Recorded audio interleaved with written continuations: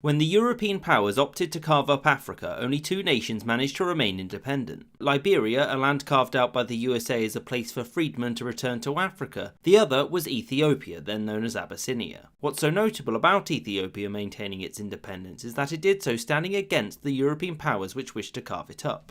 And of course the big question is, how did Ethiopia manage to do this for so long? At least until Mussolini turned up, that is. So during the scramble for Africa, Ethiopia wasn't united but was centred on the Kingdom of Shewa and its surrounding vassals. Most of the time these surrounding states were in a state of rebellion and would do anything they could to undermine or overthrow the Shewa's ruling dynasty. The head of this dynasty was Theodore II, who had himself just overthrown the last dynasty. Theodore sought to ally himself with the British so he could obtain modern firearms with which to put down rebels and expand his realm. They said no, and so Theodore gained the knowledge of how to make them from missionaries instead. Shewa was subject to raiding from places like Sudan and Somaliland, and Theodore thought that these were being backed by the British or the French. As such, he decided to imprison the British consul there in 1866. This wasn't a good idea. As such, the British sent an expeditionary force which subsequently defeated the Shewans, and Theodore promptly killed himself. The British didn't try to hold on to Shewa though after this because that sounded expensive. Instead, they left and the fractured land descended into infighting, which saw John, the leader of the Tigray here, win, and he became Negus.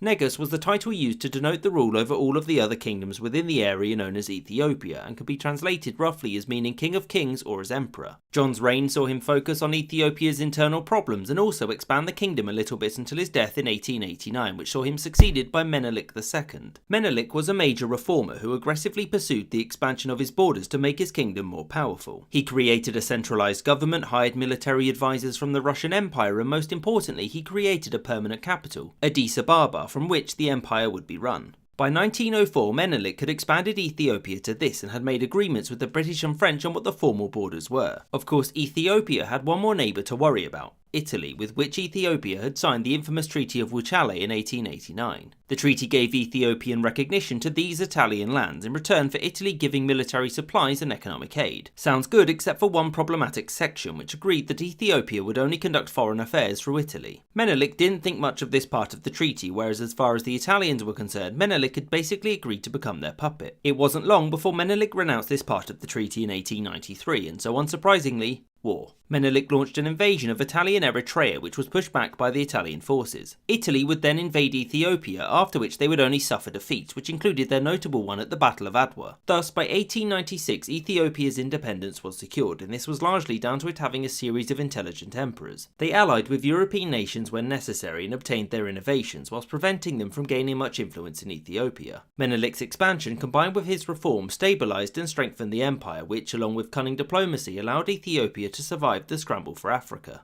I hope you enjoyed this episode, and thank you for watching, with extra thanks to my patrons that you see on screen now. And a special thanks to James Bizanet, Party Boyko, Azarka Flash, Chris Wicker, Rob Waterhouse, Michael Reynolds, Gustav Swan, Maggie Paxkowski, Winston Kaywood, Raphael, Adam Harvey, Anthony Beckett, Sky Chappelle, and the Amusement Parchives.